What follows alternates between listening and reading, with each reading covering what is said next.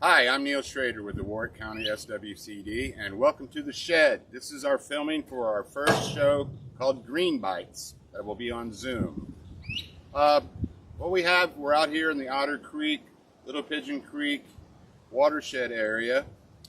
To our east is the Barren Fork Little Pigeon Creek area.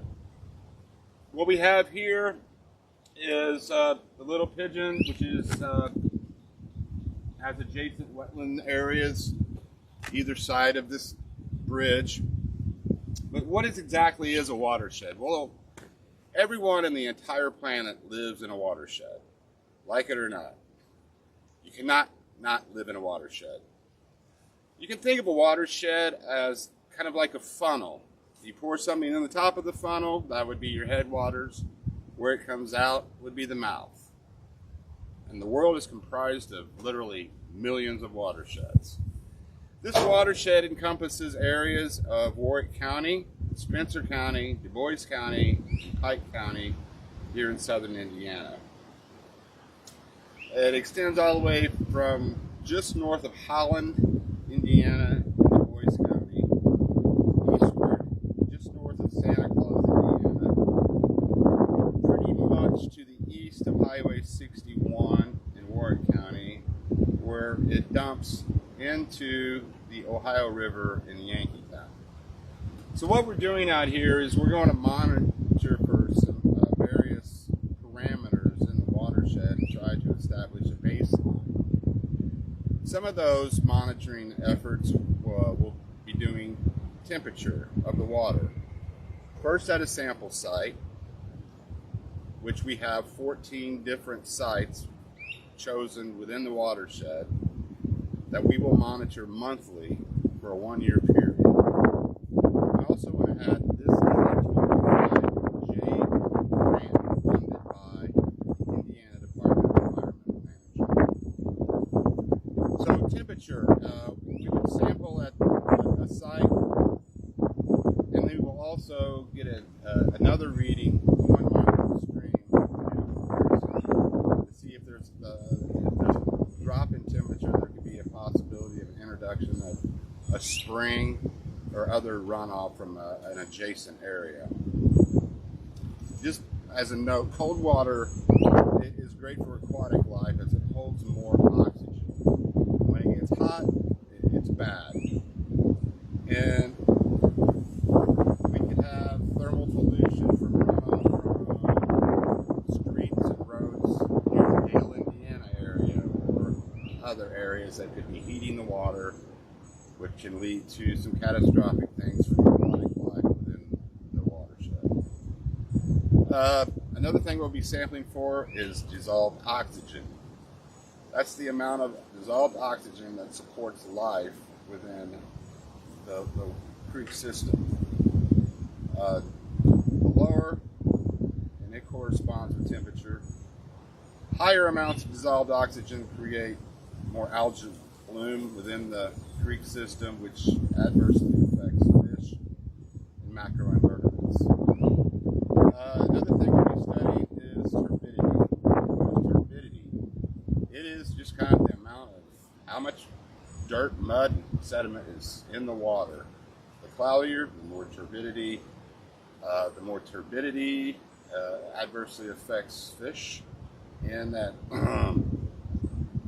it doesn't allow them to breathe as much. It harms their breeding grounds. They can't see to hunt as much. So we're trying to find some areas, hopefully, that are a little bit clearer.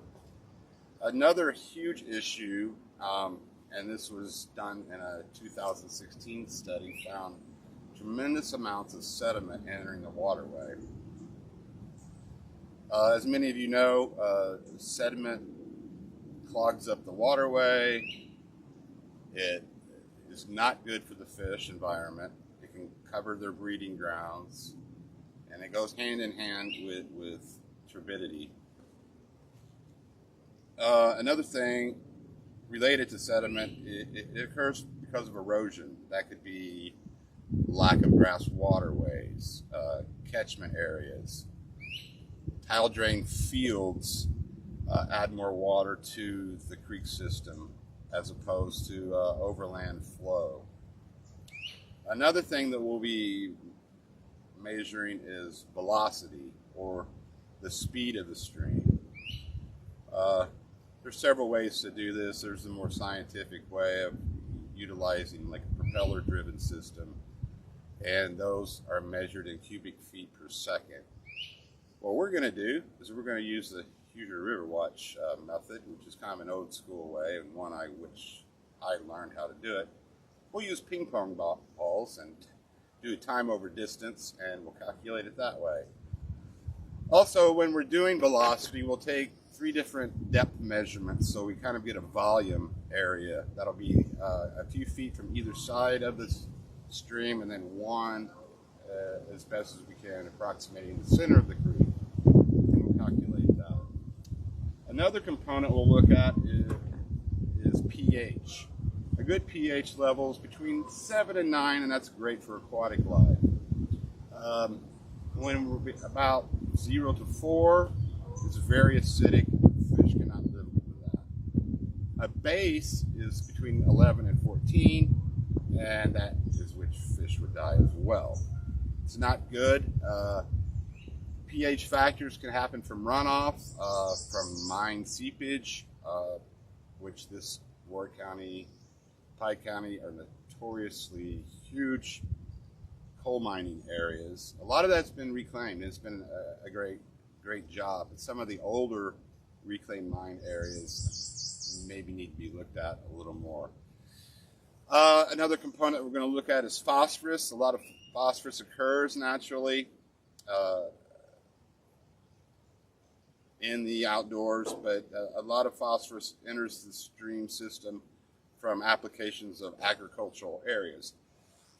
Another component, though, is a lot of people have lawn applications done, and those also have runoff components that could be adding to pollutants within the watershed.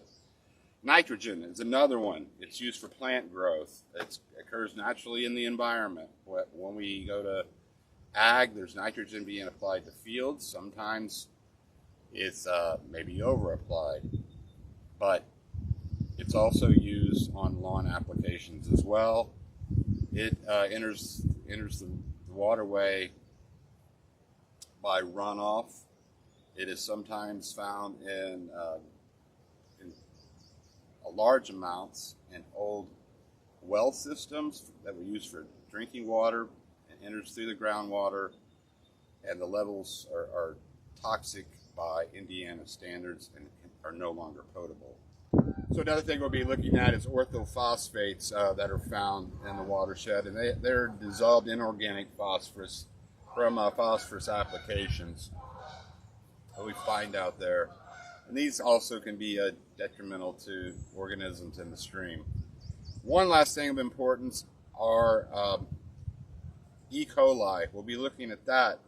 A lot of that is found, it can be found from feedlot runoff, allowing cattle to graze too closely or in stream, where they are essentially using the restroom in the waterway. Another thing that we all have here in Indiana, Warrick County, the surrounding counties, are septic systems. We find that there's a lot of older septic systems. That's not necessarily bad. I think the thing that needs to be addressed, and hopefully we can come up with some solutions, is maybe clean out those septic systems that haven't been drained over several years. And some of that may be leaching out of the field beds into the stream system. So, once again, welcome to Green Bites. And this is our watershed. This is what we're doing. And I hope to talk to you soon again about our watershed. Good day.